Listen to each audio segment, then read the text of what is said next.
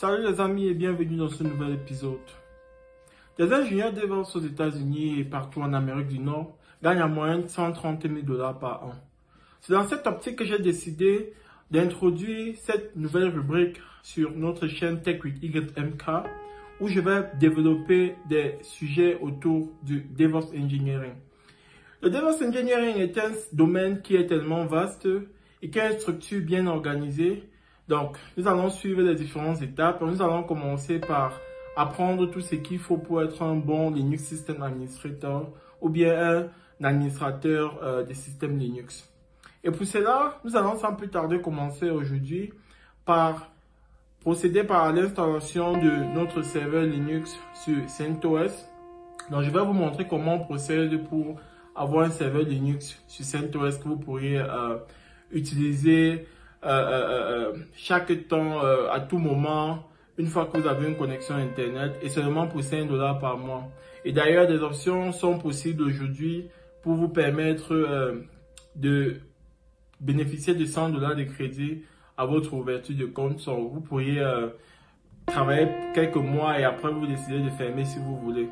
Donc, on va commencer donc par créer notre serveur Linux sur Linode.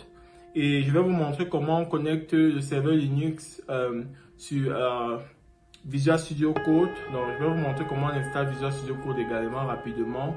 Et comment est-ce qu'on met en place notre serveur Linux en marche sur Visual Studio Code en procédant par une connexion à distance avec le protocole SSH. Donc, nous allons commencer tout de suite par créer notre serveur.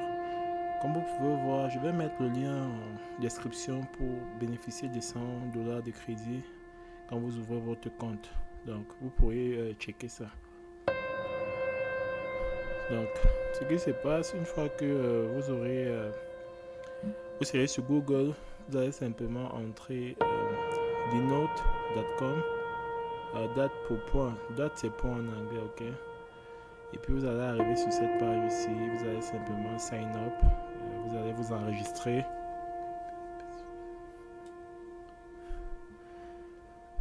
Donc vous voyez les différentes étapes que vous allez devoir parcourir. Donc vous allez traverser toutes ces étapes là.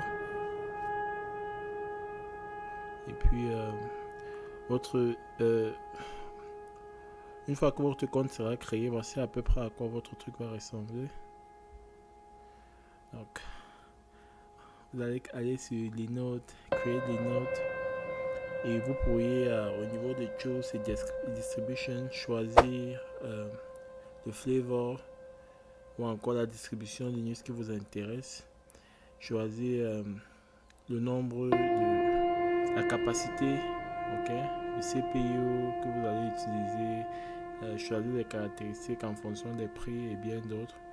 Ok, donc après avoir choisi Dallas comme région, je vais choisir le Nano 1 Go de 5 Go par mois. Et puis ici, vous pouvez donner un nom supplémentaire à votre Linode label ou juste laisser ça comme ça. Donc par la suite, vous allez cliquer simplement sur Create Linode une fois que tout est ok et vous allez avoir votre truc qui apparaît un peu comme vous pouvez voir là tout de suite. Quand vous cliquez sur votre serveur, vous avez toutes les informations, notamment la ligne de code qu'il faut entrer pour se connecter suivant le protocole SSH. Et dans les settings, vous aurez votre mot de passe également que vous allez utiliser dans la connexion SSH en suivant le protocole SSH. So là maintenant, je vais installer vite fait Visual Studio Code. Je vais essayer de trouver sur Google pour vous guider. Pour ceux qui n'ont pas Visual Studio Code, vous allez arriver sur cette page-ci, choisir la version de votre système d'exploitation. Moi c'est Windows, donc je vais télécharger la version Windows vite fait.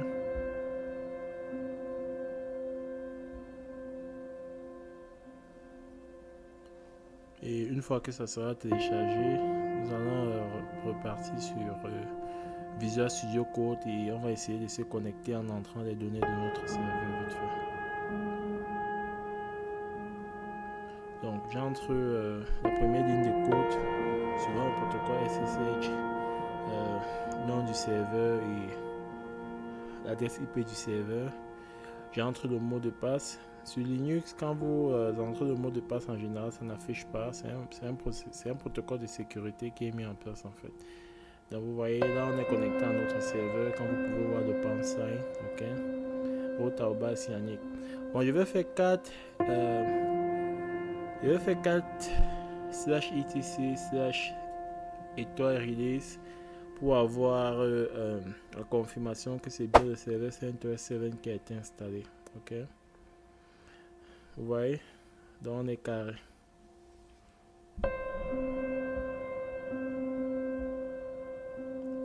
C'est bien CentOS 7 que nous avons payé sur les notes.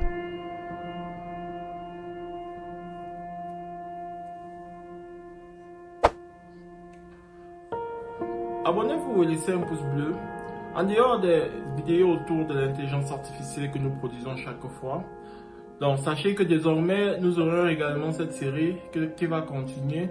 Nous allons finir avec la série de Bash Scripting et nous allons ensuite entamer avec tout ce que un ingénieur DevOps doit savoir, notamment c'est quoi les conteneurs Docker. Nous allons toucher un peu du cloud. Nous allons passer aux outils d'automatisation tels que Kubernetes. Nous allons parler de Terraform et bien d'autres. So, abonnez-vous si vous ne l'êtes pas encore et à très bientôt pour de nouveaux épisodes. Bye bye.